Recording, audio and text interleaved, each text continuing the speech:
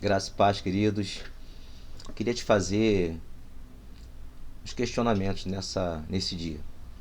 Em sua opinião, o que é a tentação? Devemos considerar as tentações como pecado? Você esperava que as tentações cessassem após sua conversão? Em que circunstâncias você se percebe tentado? Eu queria conversar com você neste dia sobre esses pontos. Depois da nossa vinheta, fique conosco.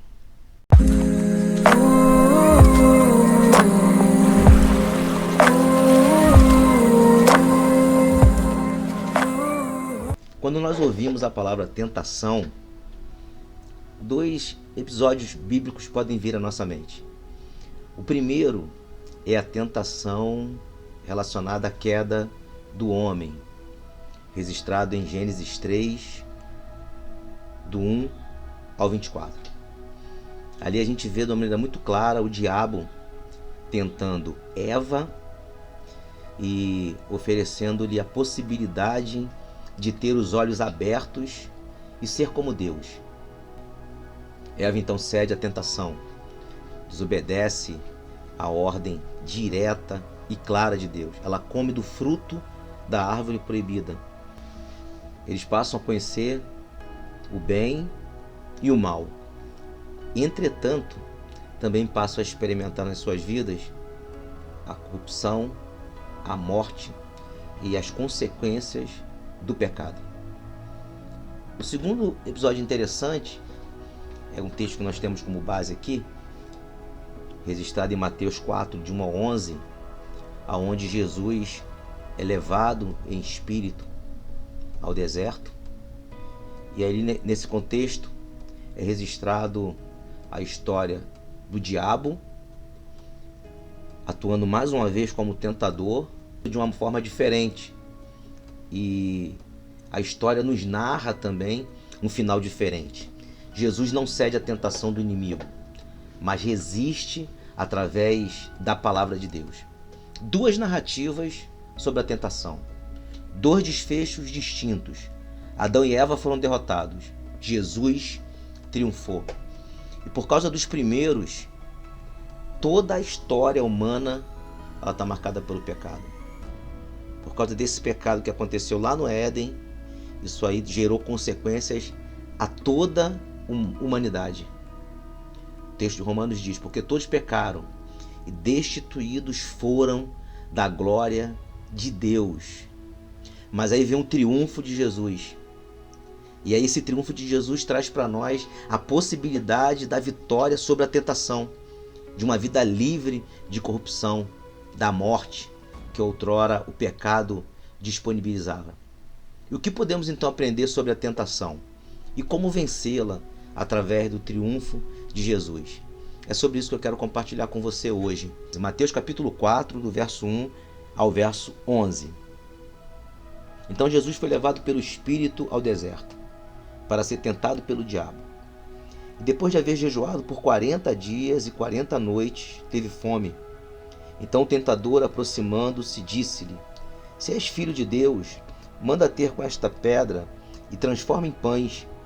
Ele respondeu e disse: está escrito, não só de pão viverá o homem, mas de toda palavra que sai da boca de Deus. Então o diabo o levou à cidade santa e colocou sobre o pináculo do templo e lhe disse: se és filho de Deus, atira-te abaixo, porque está escrito, aos seus anjos ordenará a respeito de ti, e eles te levarão em suas mãos para que não tropeces em alguma pedra. Jesus respondeu: também está escrito, não tentarás o Senhor teu Deus. De novo o diabo levou a um monte muito alto e mostrou-lhe todos os reinos do mundo e a glória deles, e disse: tudo isso te darei, se prostrado me adorares. Então Jesus lhe ordenou: retira-te, Satanás, porque está escrito, ao Senhor teu Deus adorarás, e só a ele servirás. Então deixou o diabo, e eis que se achegaram anjos e o serviram. Esses fatos podem levantar uma pergunta: qual era a situação de Jesus? Como que ele se encontrava quando foi tentado pelo diabo? E aí a gente então observa o texto e o seu contexto e podemos observar o seguinte: Jesus, o texto nos mostra isso, estava cheio do Espírito Santo. Jesus tinha recebido do Pai uma palavra de aceitação e afirmação de sua identidade. Mateus capítulo 3, verso 17. Jesus estava cansado, com fome. O texto nos mostra claramente aqui, nos versos 1 e 2 do capítulo 4. Estava em um período de intensa consagração e busca do Pai. Capítulo 2, verso 2. E aí a gente pode concluir então aqui que Jesus estava muito bem por um lado e que por outro lado apresentava algumas debilidades. E o diabo aproveitou dessa situação em que ele se encontrava para tentá-lo. E aí vem então a primeira tentação. Satanás coloca, em primeiro lugar, em dúvida a filiação divina de Jesus, desafiando-o a realizar um milagre que satisfaria a sua necessidade de comida e atestaria ser ele o Filho de Deus. Parafraseando, Mateus capítulo 4, verso 3, o inimigo disse: se você é mesmo o Filho de Deus, use o seu poder, transforme essas pedras em pães e sacie sua fome. Satanás tentou suscitar insegurança e orgulho no coração de Jesus. Guarde isso: insegurança e orgulho. Será que sou mesmo o Filho de Deus? Além disso, o diabo também tentou fazer com que Jesus focasse em suas necessidades, que agisse de modo independentemente de Deus, olhando mais para si do que para a vontade do seu Pai. Que assim mesmo acontece conosco. É assim que o inimigo trabalha conosco. Tenta a nossa carne, tenta fazer com que a gente venha satisfazer os nossos apetites, né? Aquilo que nos alimenta carnalmente. E assim ele quis fazer com Jesus. Jesus não se permitiu cair na armadilha do tentador. Ele rebate a provocação. E o que ele faz? Ele se utiliza das Sagradas Escrituras. Sua resposta tem início com a expressão "está escrito". Ele toma a palavra de Deus. Ele contra-ataca as investidas de Satanás. Então ele diz e declara: não só de pão viverá o homem, mas de toda a palavra que procede da boca de Deus. Ele declara que a sua principal fonte de vida não era o alimento físico, está claro aqui no texto. Isso nos mostra da maneira muito clara, mas sim o espiritual, ao qual provinha de quem? Do próprio Pai, do próprio Deus. Jesus, ele usa a palavra. Jesus decide não ceder e renunciar os apetites, crendo que Deus já tinha preparado o melhor para ele. Te faço uma pergunta neste dia: você costuma fazer o mesmo? Na segunda tentação, Satanás tirou Jesus do deserto, levou-o na parte mais alta do templo de Jerusalém, duvidando mais uma vez da sua filiação divina e também utilizando estratégias de citar as Sagradas Escrituras. O diabo desafia Jesus a testar o cuidado paternal de Deus por sua vida, jogando-se do alto do templo. Aí é digno de grifo.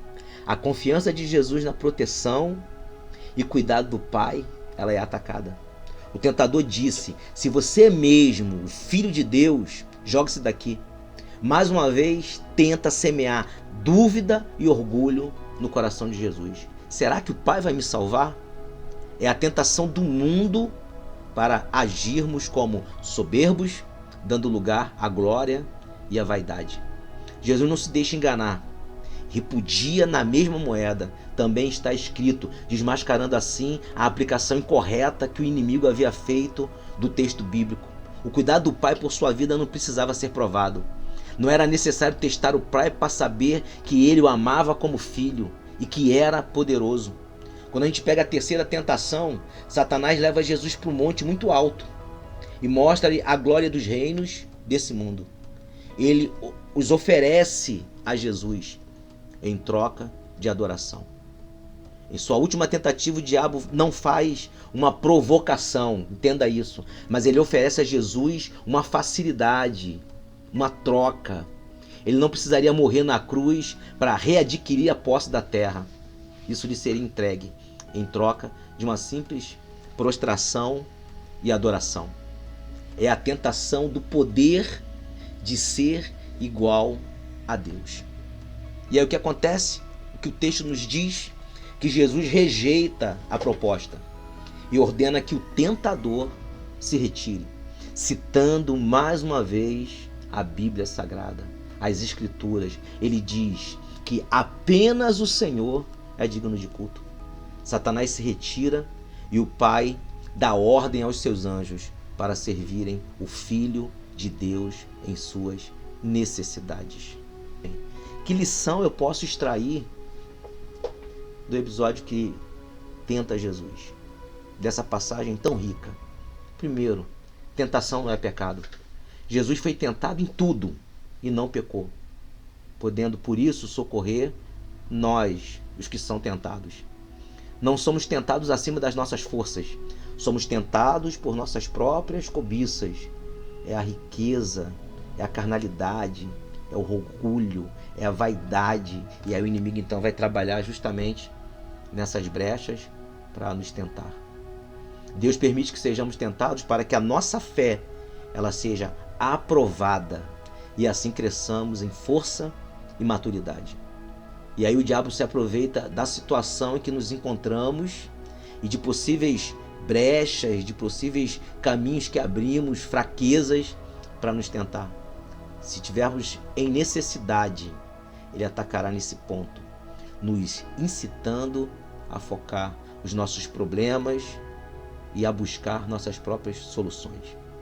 Para vencermos as tentações, para encerrar, devemos estar cheios do Espírito Santo e de posse da palavra de Deus. Quando nós olhamos para esse texto, duas coisas podemos extrair daqui de maneira tremenda. Jesus estava cheio da presença do Senhor. Jesus tinha no seu coração a palavra de Deus. O salmista Davi ele coloca isso de uma maneira muito bonita e ele declara: escondi a tua palavra no meu coração para eu não pecar contra ti. Que assim façamos, que venhamos verdadeiramente esconder a palavra do Senhor no nosso coração, que venhamos verdadeiramente nos revestir do poder do Senhor para vencer as tentações. E eu quero te dizer uma coisa, isso é possível. O Senhor nos garante isso. Amém? Que Deus te abençoe, querido, em nome de Jesus. Que bênção ter a sua companhia até aqui. Desejo muito que você aplique essa palavra no seu coração, que você guarde ela no seu coração, mas que você viva uma vida ativa. Pratique esta palavra. Pratique, não só ouça, mas pratique. Tá? Eu queria te pedir também que você não se esquecesse de forma alguma de se inscrever no nosso canal, de ativar as notificações, de ativar lá o sininho para que você seja avisado de novos vídeos. Nós estamos postando vídeos toda semana, toda quarta, toda sexta, tem um vídeo novo no nosso canal. Vá lá, assista, medite e compartilhe com seus amigos, compartilhe nas redes sociais, compartilhe no seu vínculo aí, onde você faz parte, para que a gente possa avançar e crescer cada vez mais. Nós temos orado a Deus para que esse canal seja um canal de bênção para a família, para os jovens, para você que porventura esteja fraco, para que o Senhor venha te fortalecer. Nós estamos nos dedicando muito para que possamos fazer o melhor de Deus em nome de Jesus. Então eu te peço que você faça isso. Compartilhe, nos ajude para que a gente possa avançar cada vez mais e que a gente venha ter esse canal como algo precioso, para que Deus venha estar nos usando como instrumento nas suas mãos. Que a graça e a paz de Cristo, que o Senhor te guarde sempre e até breve.